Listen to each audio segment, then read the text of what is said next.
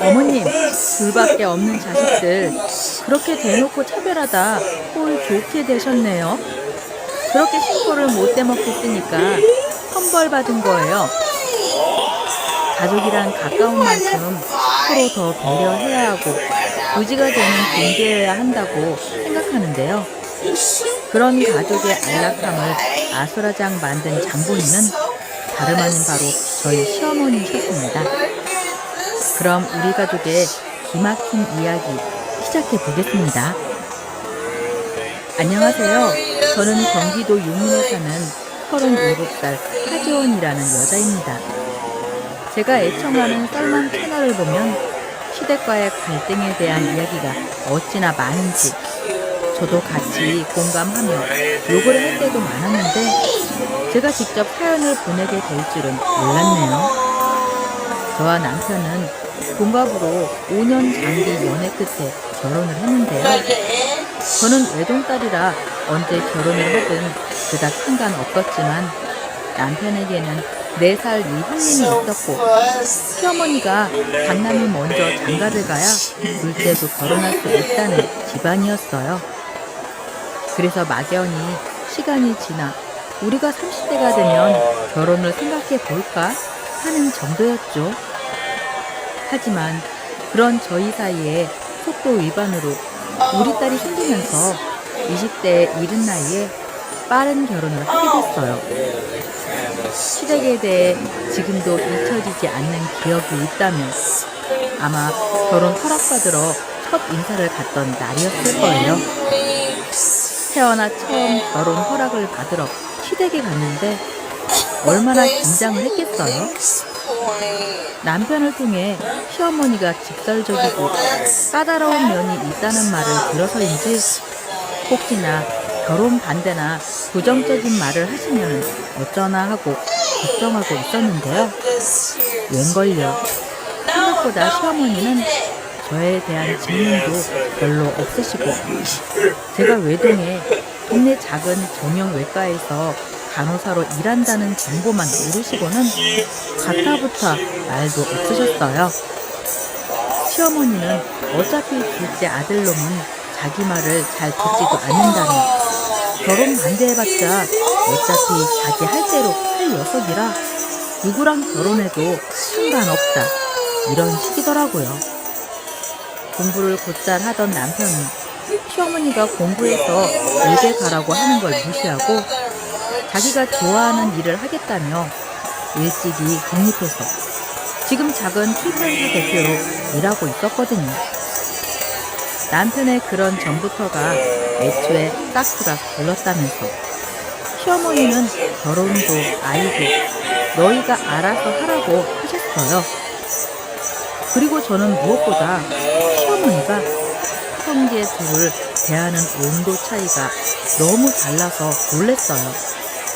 모르는 사람이 보면 제 남편에게는 외모인가 싶을 정도로요. 시어머니에게 저희 남편은 내놓은 자식이나 마찬가지였고 말끝마다 아주버님과 남편을 비교하더라고요. 남편보다 4살 위의 아주버님은 학창시절부터 공부도 잘하고 임용고시에 한 번에 붙어서 이른 나이에 초등학교 선생님이 됐다고 해요. 유머가 있거나 융통성이 있는 분은 아니었지만 선하고 묵묵한 면이 있고 좋은 분이시더라고요. 제가 겪어서 알게 된 것도 있지만 처음 봤을 때부터 시어머니가 아주버님 칭찬을 어찌나 하시는지 모를래야 모를 수가 없었네요. 이렇듯 시어머니는 유별난 구석이 있는 분이었어요. 가장 유별난 건 바로 시아주버님에 대한 과한 애정이었죠. 제 눈에도 훤히 보이는 형님과 남편 간의 차별 때문에 남편에게 마음 상하고 그러지 않냐고 물었을 때 남편은 엄마가 워낙 일평생 그러는 걸 봐서 아무렇지도 않다며 오히려 엄마의 간섭에서 벗어나 행복할 지경이라고 대답하곤 했어요. 그때는 이 남자가 진심으로 그러는 건가 의심이 갔는데 결혼해서 같이 살아보니 이해가 가는 부분이더라고요. 그렇게 제 나이 26살, 남편 나이 29에 결혼을 했고 저희 부부가 결혼 생활을 하는 4년 동안 아주버님은 여전히 결혼도 안 하고 혼자셨어요. 아주버님이 외모나 직업, 성격적으로 후자가 있는 것도 아닌데 왜 결혼을 안 하고 저렇게 혼자 살까? 항상 의문이었는데 알고 보니 시어머니가 시아버님 없이 아주버님과 같이 살면서 소개하는 여자들을 족족 쳐내시는 것 때문에 그랬어요. 말로는 우리 장남이 결혼을 빨리 해야 한다고 성하셨지만 아주버님이 아깝다며 눈에 불을 켜고 강요하셨어요. 저희는 아이가 어느 정도 클 때까지 휴직을 하고 육아에 전념하자고 남편과 상의했던 터라 당시 딸이 4살이 되고 어린이집에 가게 되면서 시간적 여유가 있을 때였어요. 여느 저녁과 같이 저는 식사 준비를 하고 있었고 남편이 퇴근을 하고 집에 왔었죠. 웬일로 남편 얼굴에 미소가 가득하고 눈빛이 즐거움에 반짝이고 있더라고요. 필시 좋은 일이 생겼을 때의 얼굴이었어요. 궁금함에 물었더니 남편이 하는 말이 아주버님이 결혼할 사람이 생겼다는 거예요. 교제한 지 반년이 됐고 양가 허락만 남았다고요. 아주버님의 결혼 소식에 저는 남편과 두 팔 벌려 기뻐했어요. 시어머니의 차별에도 불구하고 남편과 아주버님은 을 좋은 형제였고 대놓고 말하지 못해서 그렇지 그간 아주버님 맞선 상대가 마음에 들지 않는다며 시어머니가 수차례 거절해서 저러다 노총각 귀신 되는 거 아닌가? 남편과 걱정 많이 했었거든요. 어느덧 아주버님 나이도 36살이었고요. 지금도 형님이 시댁에 처음 왔던 날이 생생히 기억나네요. 형님은 베이지색 원피스를 입고서 첫인사로 왔었는데요. 아주버님과 같은 교사를 하더니 참 단아하고 고운 분이셨어요. 우리 형사비한테 말은 많이 들었어요. 옆 학교에서 교사로 근무한다고요? 나이는 2살 연하라고 들었는데 맞나요? 네, 어머니. 말씀하신 거 다 맞습니다. 말 낮춰주세요. 저 온다고 식사까지 준비해 주시고 감사드려요. 우리 재수씨가 자기 온다고 전날부터 장보고 고생했어. 내 동생 내외 얘기는 많이 했지. 일찍 결혼해서 조카도 있고 내 동생이 나보다 사실 형 노릇을 많이 해. 너는 별소리를 다 한다. 네가 우리 집 장남이고 기둥이지. 내 아들이라서가 아니라 네가 직업, 인물, 성격 어느 하나 빠지는 게 없잖니. 어머니도 참 이 사람 인사 왔다고 제 칭찬 너무 많이 하시는 거 아니에요? 그쪽도 알겠지만 나는 형섭이가 아까워서 어떤 여성하고 만난다고 해도 결혼 허락을 안 했어요. 하지만 우리 아들이 그렇게 결혼하고 싶고 사랑한다는데 어쩌겠어요. 들어보니 집안 재력, 인물 성품 두루두루 괜찮은 것 같아서 내가 큰맘 먹고 결혼 허락하는 거예요. 그리고 시집 오면 손주 빨리 가지는 거 잊지 말고요. 34살이라 들었는데 노산이라 걱정이네. 네, 어머님. 저도 빨리 아이 가지고 싶어서 그 부분은 걱정 안 하셔도 돼요. 제가 결혼하면 성석씨한테 잘하겠습니다. 엄마, 은비 씨야말로 나한테 아까운 사람이야. 걱정 마세요. 저희 잘 살게요. 저렇게 모든 걸 두루두루 갖춘 여자가 있나 싶을 정도로 형님은 모든 걸 갖춘 여성이었어요. 저런 현숙하고 아름다운 아내를 맞이하려고 아주버님이 장가를 늦게 가나 싶을 정도로요. 저에게 형님의 이미지는 신선한 충격으로 다가왔고 저와 상반되는 여성스러운 모습이 너무 부러웠답니다. 시어머니는 처음에는 형님에 대해 썩 마음에 들어하지 않았지만 아주버님이 형님을 너무 사랑하니까 어쩔 수 없이 반대하시지 못하셨어요. 형님 조건도 너무 좋았고 결혼 당시 상당히 고가의 연유를 해왔었고요. 그렇게 많은 이들의 축복 속에서 아주버님과 형님이 결혼을 성대하게 올렸고 결혼 1년 만에 조카를 가졌어요. 저희 시어머니도 결혼 초반 형님에게 냉대하거나 싫은 티를 내시더니 떡두꺼비 같은 아들을 떡하니 낳고 보니 후에는 그럭저럭 잘해주시더라고요.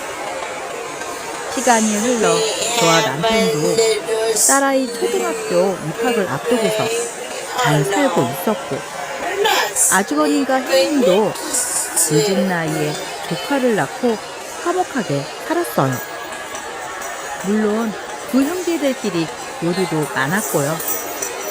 시어머니도 혼자 사시면서 여러 모임과 취미생활에 바쁘셔서 집안 행사 때나 가끔 보고 별일 없이 평화롭게 흘러가던 때였죠.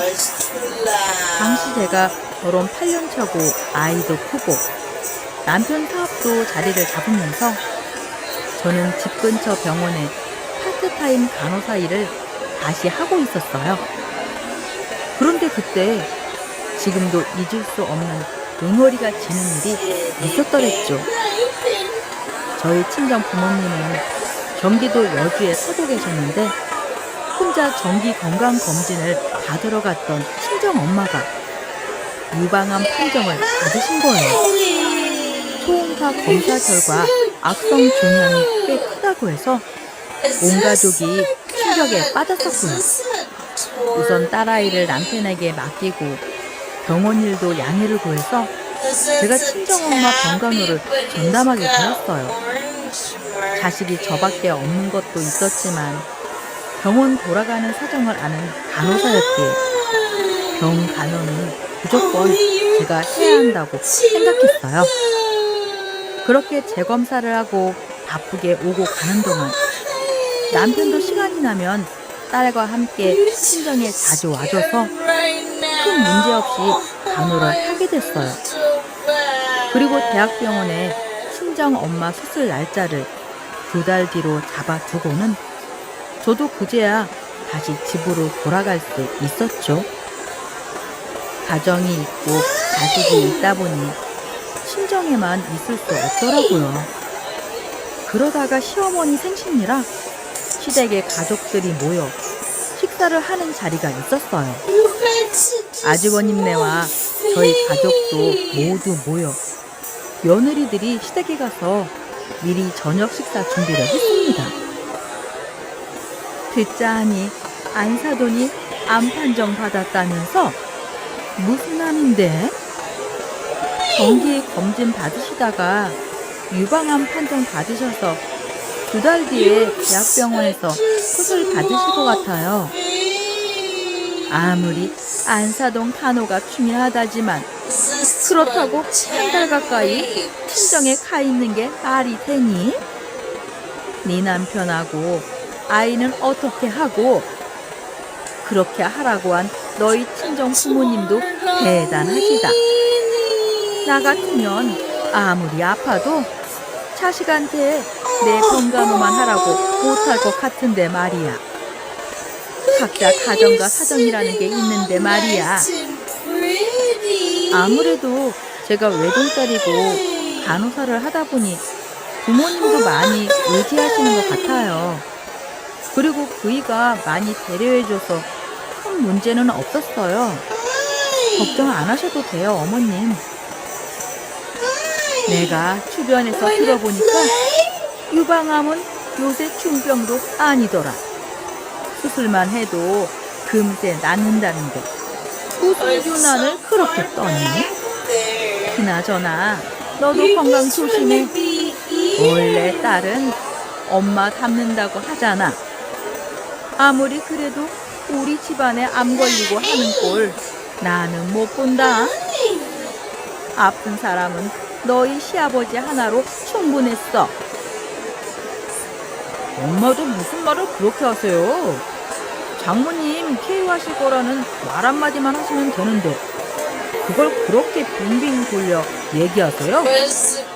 이 사람한테 제가 다 괜찮다고 부모님 간호하고 오라고 한 거니까 신경 끄시고요. 도와주지도 않으실 거면서 말을 그렇게 하시는 게 어디 있어요? 하여튼 저놈 낳고 내가 몸조리한 거 생각하면 아까워. 내가 못할 소리 했어? 암튼 생일이라고 축하하러 와서 말하는 본세하고는 넌 앞으로 그런 소리 할 거면은 집에 오지 마. 이런 얘기는 이제 그만하고 좋은 얘기나 하자. 좋은 날에 즐거운 얘기나 해야지. 우리 장남이 내 생일 선물로 2달 뒤에 일본 여행 보내준다고 하네. 역시 우리 장남밖에 없다니까. 내가 요즘 여행 준비로 신이 나서 잠이 안 온다니까.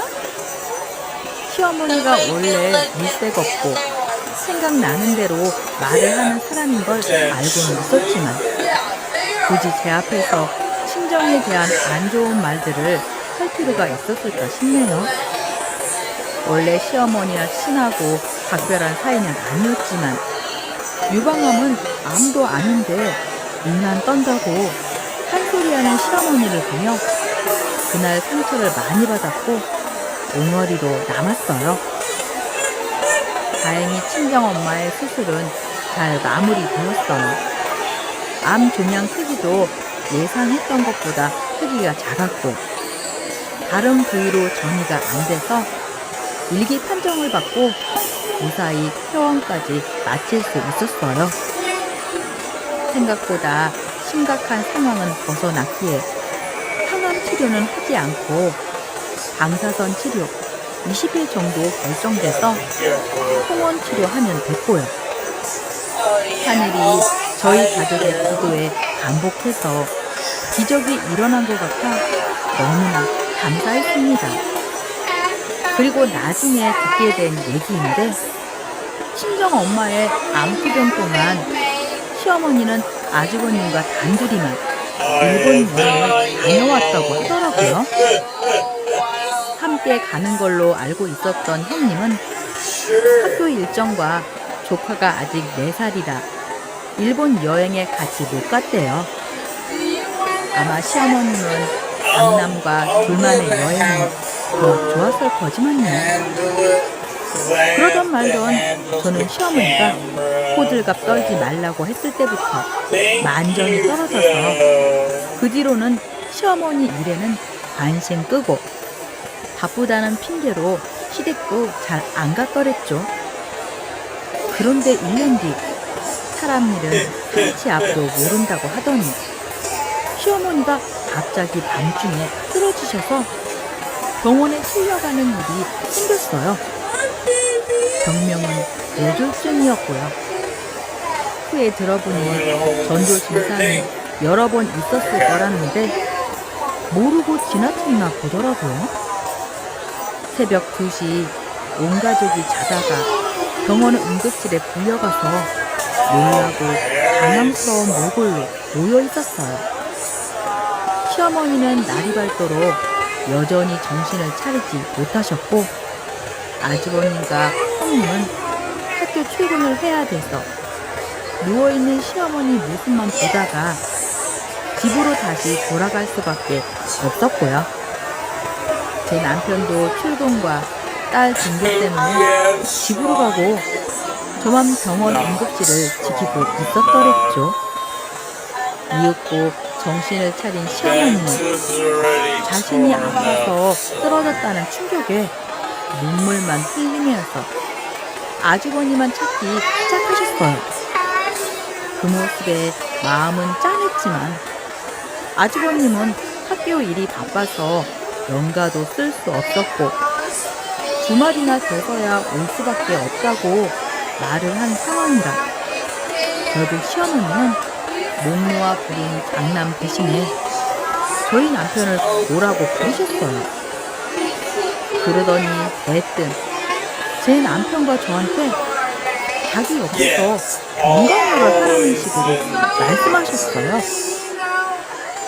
내가 가만히 생각해보니 첫째는 학교 일 때문에 출근해야 하니 간호가 어렵고 막내 너는 사업하니까 시간 활용이 용이하잖아. 병원에 너희가 좀 있어야겠다. 안 그래도 그럴 생각이었어요. 이 사람은 병원 일 다시 시작해서 어렵고 제가 대체적으로 병원에 있을 거예요.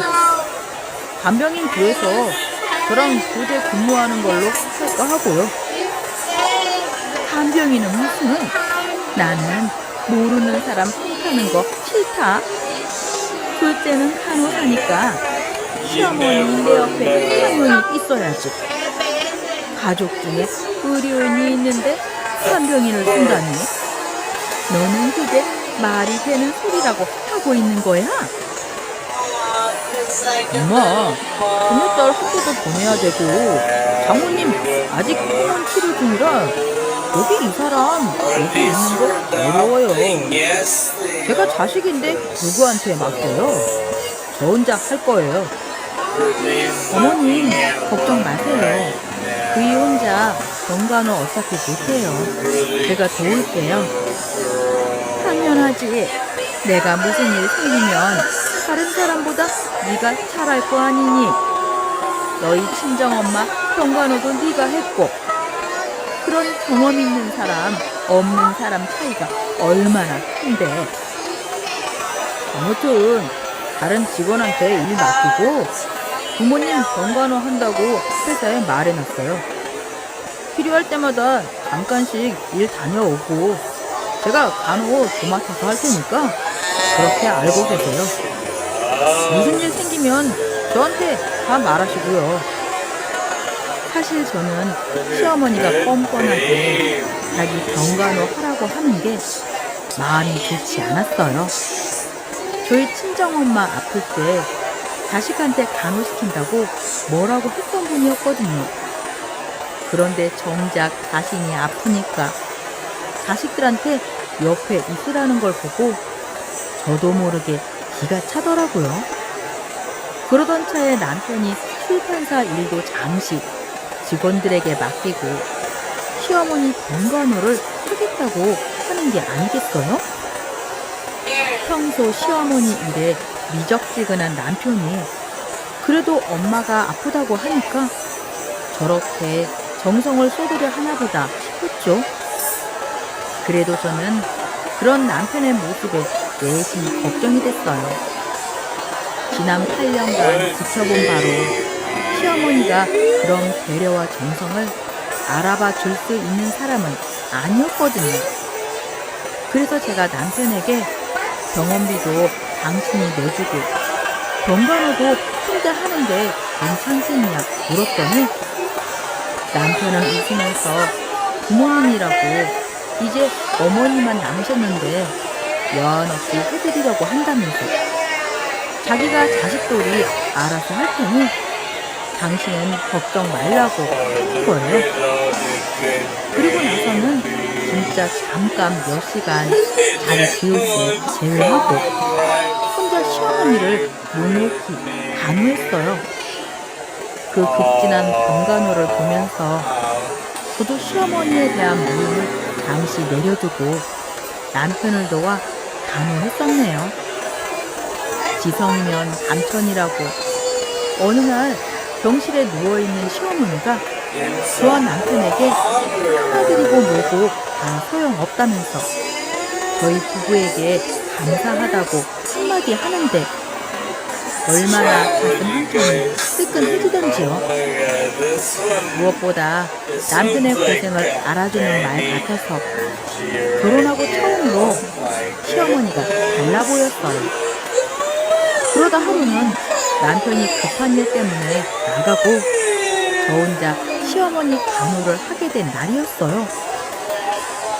제가 잠시 화장실을 간다고 자리를 비웠는데 시어머니가 답답했는지 병실에서 나와 로비에 앉아서 다른 환자들과 부런부런 얘기를 나누고 있더라고요. 보니까 얼굴 한쪽이 안 좋아 보이는 걸로 봐서는 손이 왔나 보네. 맞죠? 매일 병실에 있는 그 남자가 아들인가 보던데 그래도 자식 복이 있네 그려. 부럽다. 우리 아들놈은 일이 바쁘다고 주말에 겨우 오는데 부모가 쓰러졌는데 간호 안 하면 그게 자식인가요? 응당 해야 하는 일이죠.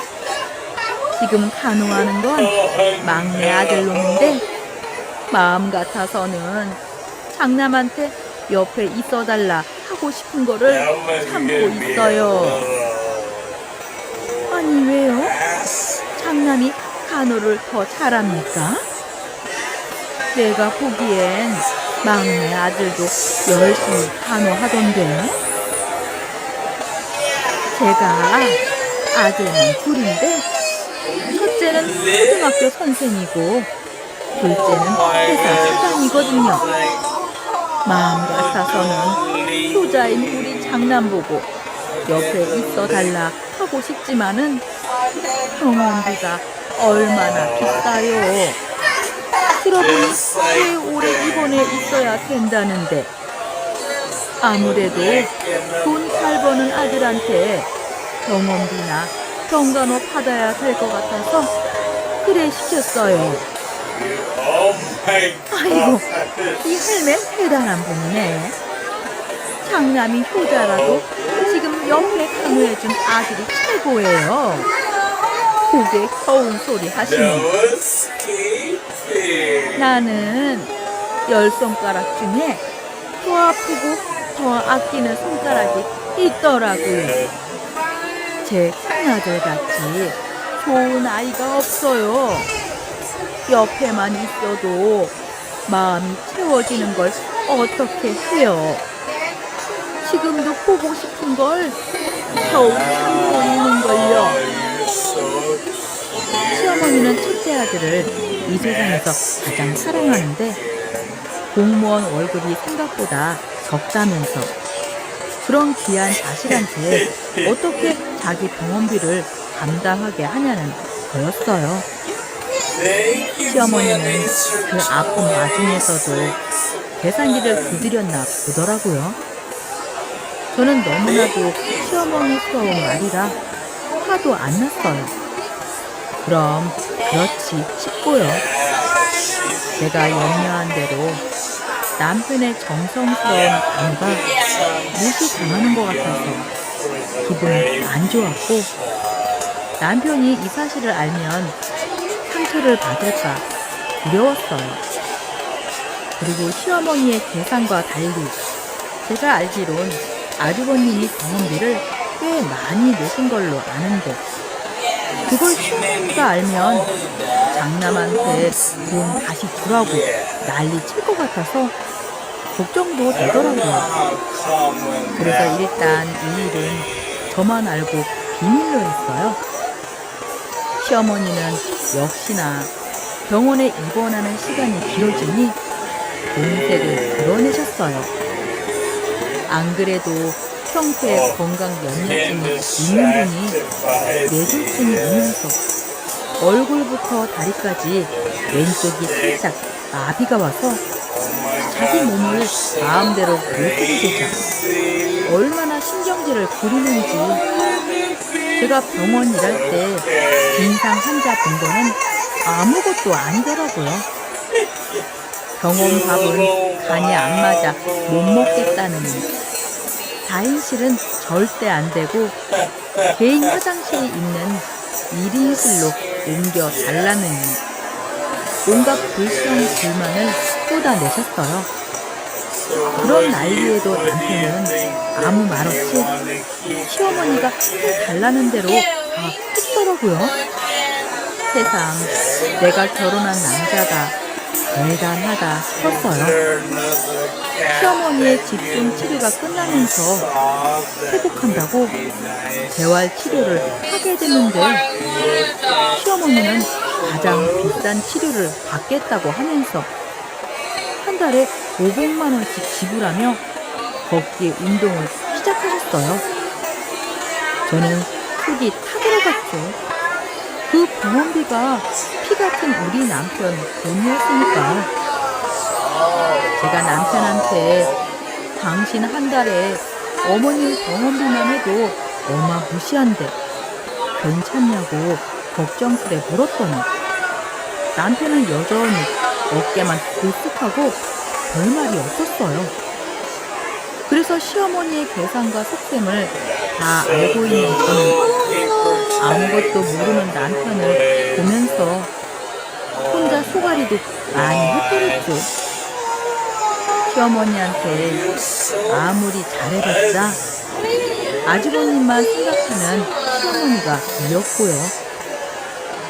태어난 시어머니는 언제 그랬냐는 듯 씩씩해지셨어요. 여전히 골라서 30분 걸리는 부자 동네 노인 문화회관에 수업을 들으러 다닌다든지 유기농 아니면 안 먹는다든지 하는 건 여전했고요. 사람은 안 변하니까요. 그런데 그때 진짜 기가 막힌 일이 일어났어요.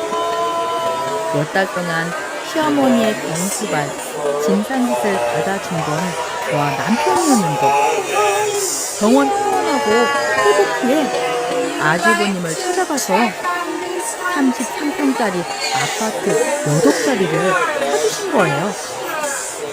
그것도 갑자기 저한테 전화를 해서 자랑스럽게 얘기하셨어요. 예, 둘째야. 네가 전에 말한 신축 아파트 생각나니? 왜? 우리 손녀 초등학교 들어갈 때 학군 좋다고 이사 가고 싶다고 했던 그 동네 말이야. 어머님, 당연히 기억나죠. 이번에 들어보니까 몇 달 새에 아파트 값이 몇천만 원이나 올랐더라고요. 그리고 앞으로도 더 많이 오를 것 같아요. 그건 그렇고 그 아파트 얘기는 갑자기 왜 하세요? 내가 입이 끈질거려서 가만히 있을 수가 있어야지. 나 어제 그 아파트 33평짜리 샀잖아. 일시불로 바로 구매했단다. 네? 그 아파트를 사셨다고요? 살고 계시던 주택은 어떻게 하시고 갑자기 아파트를 사셨어요? 내가 살 건 아니고 우리 장남 집 한 채 사줬다. 내가 이번에 죽다가 살아보니까 후회될 일을 하면 안 되는 거더라. 우리 장남 월급 가지고서 평생 언제 벌어서 집을 사. 내가 죽기 전에 늘 해주고 싶었는데 아예 이번 기회에 아파트 사줘버렸지. 네 말대로 아파트 주변 환경도 좋고 실제로 보니 더 좋더구나. 네 덕에 좋은 정보 얻어서 잘 샀지 뭐야.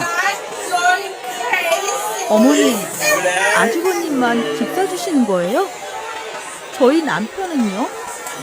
어머님 아들 2명인 거 잊지 않으셨죠? 둘째, 너도 참 헐말을 다 한다. 내가 2명이나 아파트 사줄 형편은 아니지. 그리고 막내는 사업하니까 버는 분단위가 다른데 무슨 소리니? 지금 너희 사는 집도 작아잖아. 천재 사는 첫째랑은 천지 차이지. 먹고 사는 것도 괜찮으면서 그런 욕심은 좀 아니다. 얘도 참. 시아버지가 돌아가시면서 받은 유산이 꽤 된다고 들었지만 자기 노후에 쓸 거라고 꽁꽁 싸매던 돈인데 그걸 큰아들 명의의 집을 사주신 거였어요. 병간호는 우리 부부가 다 하고 심지어 남편은 군말 없이 그 비싼 병원비를 다 냈는데 저희에게는 고맙다는 말 한마디로 끝내고 얼굴만 몇 번 비친 아주버님이 5억짜리 아파트를 덜컥 산다니요. 제가 기가 막힌 상황에 열이 받아 남편을 불러 이 얘기를 하자 남편이 쿨하게 괜찮다며 새삼스럽다는 반응이었어요.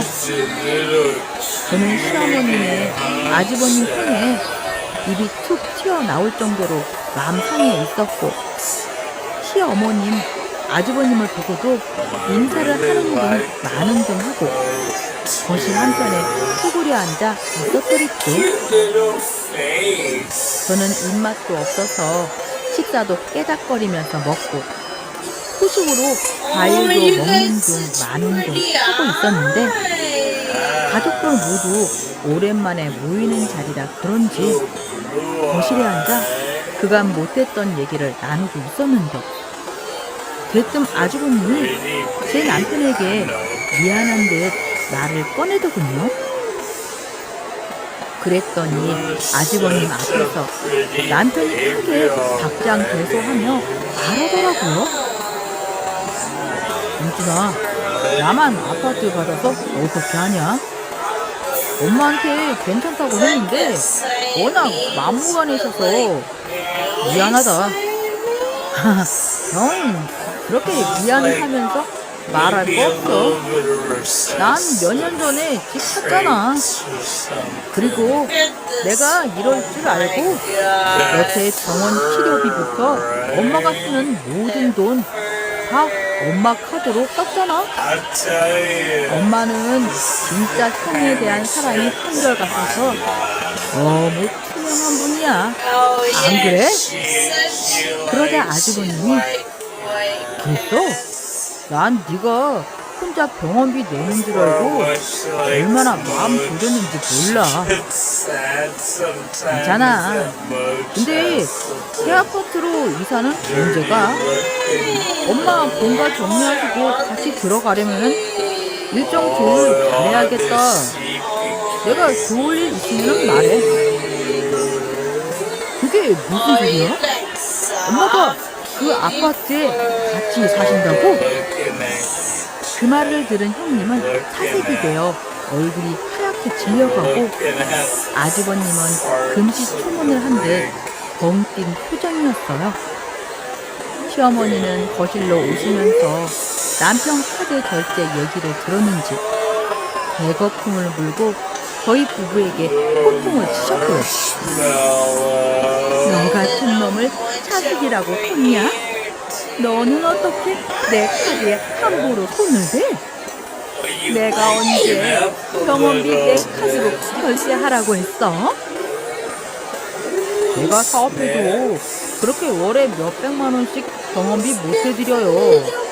그래서 제가 대리 결제하고 보호자 노릇은 해드렸지 않습니까? 그걸로 자식 노릇 했다고 보는데요. 나는 네가 어떤 녀석인지 아는데 웬일로 고분고분 간호 하나 했어. 진작에 그 속을 알았어야 됐는데 너는 앞으로 내 아들 아니니까 그런 줄 알아.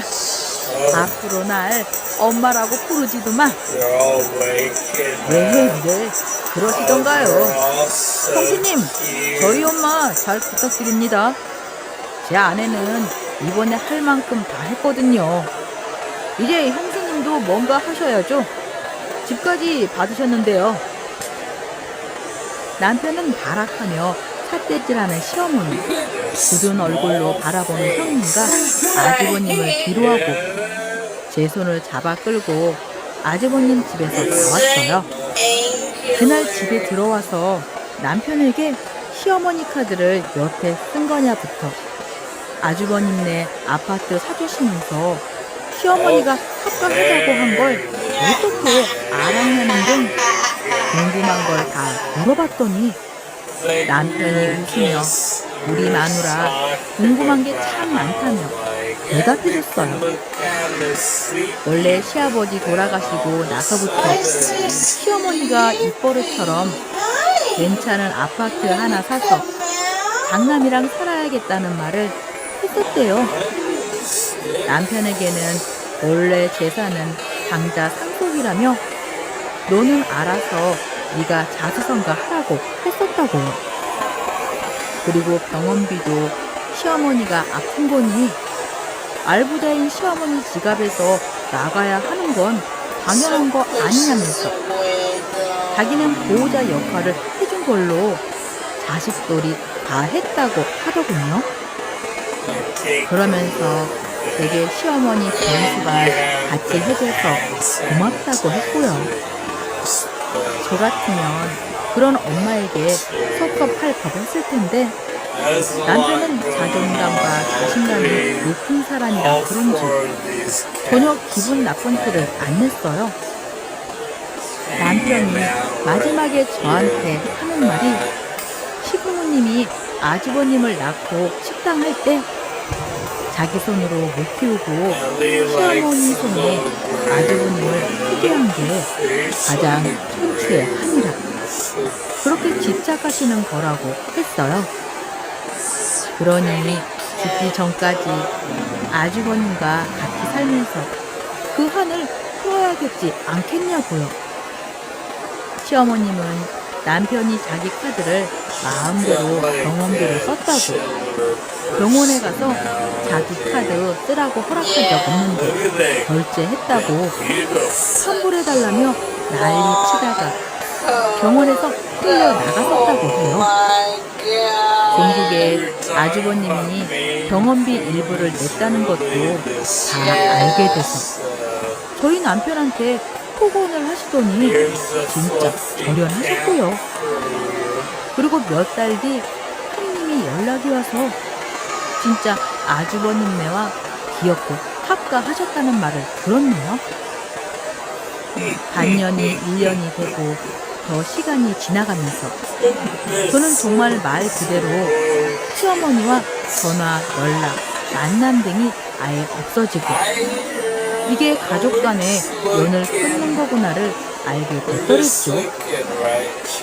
남편은 가끔 밖에서 아주버님을 만나는 모양인데 다른 별말은 안 하더라고요.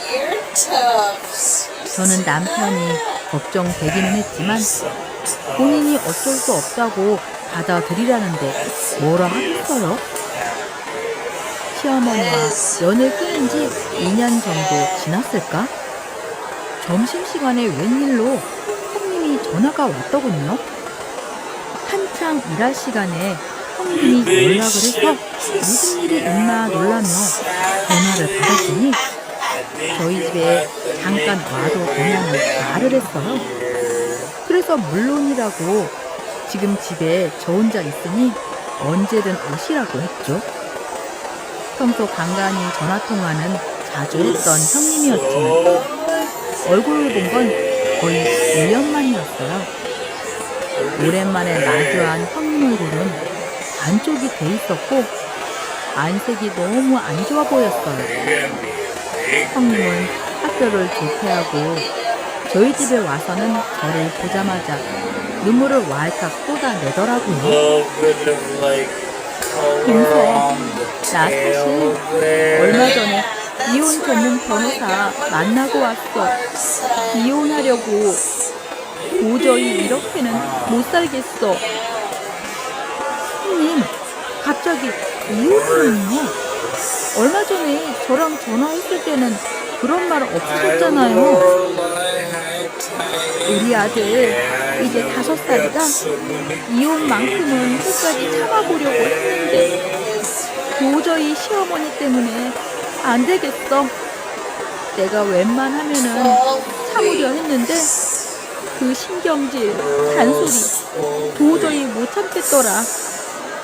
이렇게 계속 참고 살다가는 내가 제명에 못 죽을 것 같아. 어머님 때문에요? 그 말을 들으니 제가 뭐라 할 말이 없네요. 어머님이 형님 많이 괴롭히셨군요. 저는 형님이 따로 별 말씀 없으셔서 괜찮은가 보다 했는데 아니었군요. 나도 어머님이 남편을 워낙에 이해한다는 거는 진작에 알고 있었지만 막상 같이 살고 보니 그가 지나치시더라고. 모든 걸 그이한테 맞춰서 하라고 강요하시고 나랑 내 아들은 완전 찬밥 신세야. 그래서 따로 나가 살아야 될 판이야. 남편한테도 말해도 잠시 달라질 뿐이고 지난 2년간 너무 시달려서 모든 걸 다 포기하고 싶어. 정말이야. 저야 간호사 하면서 이런저런 인간 말종 환자들을 다 봐서 단련이 됐고 시어머니의 유난은 견딜 수 있다고 해도 형님은 너무 온실 속의 화초 같은 사람이었거든요. 거기에 시모의 오직 사랑 아주버님이 끼어있는 문제이니 더했겠죠. 형님은 울면서 그간 있었던 일들의 하소연을 제게 다 풀어놓았습니다. 제가 들어도 코가 막히고 기가 막힌 일들의 연속이었더라고요. 안방을 어머님이 쓰시고 아주버님하고 함께 주무실 때도 있다고 하길래 제정신이 아니구나. 저건 아주버님도 문제가 있구나 싶었습니다. 형님이 저희 집에 와서 눈물 흘리며 이혼하겠다고 말하고 몇 달이 지났을까? 진짜 형님과 아주버님은 이혼을 하셨어요. 저와 남편이 둘의 이혼을 백방으로 막으려 했지만 끝내 안 되더라고요. 기어코 형님은 조카 양육권을 가지고 이혼을 했습니다. 남편 말로는 아주버님도 이혼만큼은 막으려고 애썼다는데 평소의 결심이 워낙 확고해서 안 됐다고 하더군요. 그 때문에 아주버님이 마음고생을 너무 심하게 해서 건강까지 안 좋아졌다고 하고요. 한동안 저와 남편도 아주버님 이혼 때문에 마음이 어지러웠어요.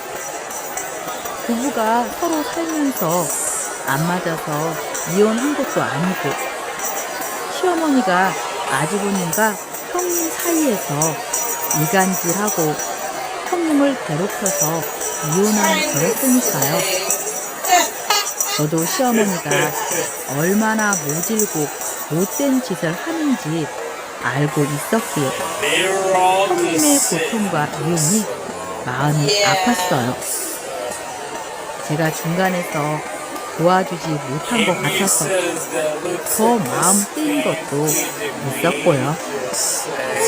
중간에 아주버님이 남편과 우리 집에 온 적이 있었는데 이혼하고 건강이 안 좋아졌다 하더니 아주버님은 몸무게가 10kg나 빠질 정도로 몸이 푸나 있었습니다. 잠도 잘 못 자고 먹는 것도 잘 못해서 그렇게 몸이 살있나 보더라고요. 제 남편에게도 모질게 굴더니 이제는 아주버님 가족에게도 호지하는 시어머니가 너무 미워지는 순간이었어요. 저는 형님과 꾸준히 연락하고 만났는데 그때마다 느낀 건 형님도 아주버님과 똑같이 서로를 그리워하고 여전히 사랑하고 있다는 거였어요. 말 그대로 시어머니만 없으면은 그 둘은 너무나 인고 부부고 애정이 깊은 사이였거든요. 그래서 일부러 형님과 만나는 자리에 아주버님도 함께 부른다든지 제 딸아이와 조카를 같이 놀게 하면서 형님과 아주버님을 같이 만나게 한다든지 하는 일들을 자주 만들었더랬죠. 처음에야 어색해하던 형님과 아주버님도 얼굴을 자주 보자 자연스레 자기 관계 회복이 이루어졌고요. 그리고 말 못하는 형님을 대신해 제가 총대를 메고 아주버님에게 시어머니가 형님에게 그간 했던 시집살이와 괴롭힘을 생생하게 전달했어요. 재수씨, 지금 그 말은 저희 엄마가 아내한테 쌍욕까지 하고 괴롭혔다는 말이에요? 아무리 그래도 저희 엄마가 이걸 낳으시긴 해도 그 정도 막장은 아니에요. 뭘 잘못 알고 전달하신 거 아닌가요? 아주버님, 저도 이런 일들이 다 거짓이었으면 좋겠어요.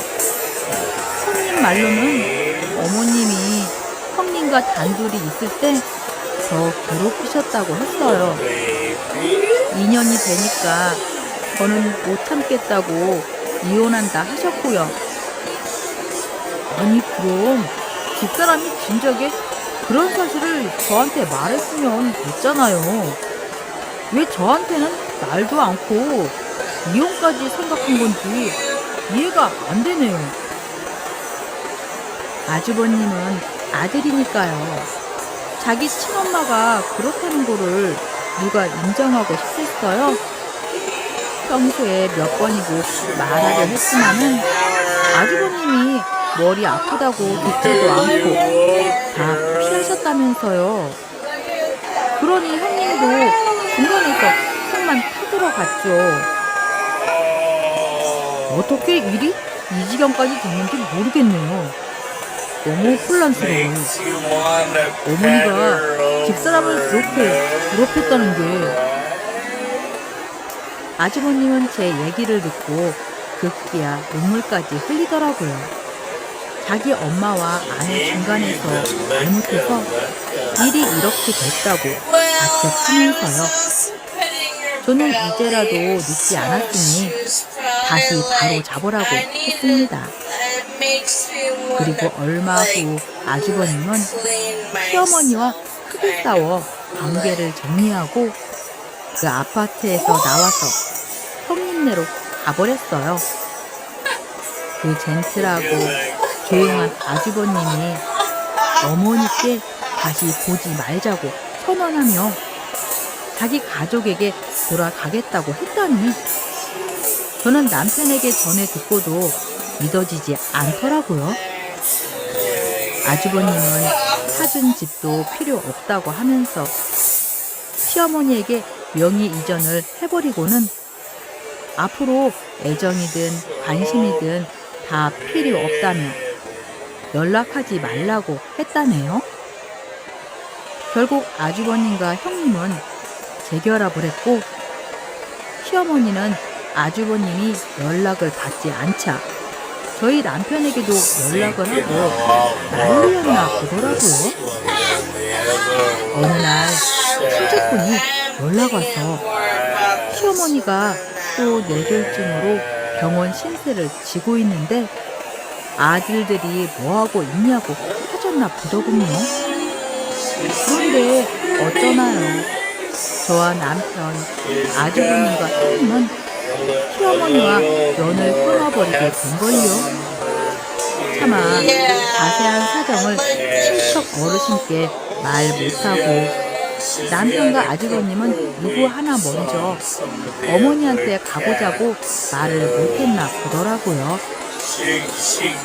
남편은 시어머니가 돈이 없는 분도 아니고 알아서 강변인 구하고 잘 이겨내실 거라는 말을 하고는 그 뒤로 시어머니 얘기도 꺼내지 않았어요. 그렇게 시어머니의 표현된 사랑과 과한 집착은 자식의 성절을 불러왔네요. 저는 시어머니를 보면서 가족이라는 관계도 인간관계 중 하나라는 것을 새삼 느꼈어요. 가까운 사이일수록 선을 잘 지키고 잘해야 한다는 것도요. 지금은 시어머니를 안 본 지 5년 정도 됐고 건강을 어느 정도 회복해서 요양원에 가 계신다는 정도만 알고 있어요. 부모와 자식의 인연은 자신이 선택할 수 없다고 하잖아요. 하늘의 인연이라고요. 운이 안 좋으면 내 부모가 유별나고 모난 사람일 수도 있고요. 그래서 가족이라고 이해하고 감싸려 노력하지만 결국 사람은 사는데 한계가 있고 가족이지만 관계를 끌어낼 수 있는 거더라고요. 가족이란 관계 속에서 기가 찬 우여곡절을 겪고 난 후 이제야 평화 속에 살고 있는 저희 가족 이야기는 여기서 줄이겠습니다. 제 이야기를 들어주신 모든 분들께 감사드리니 밤에 평안하시길 바랍니다. 안녕히 계세요.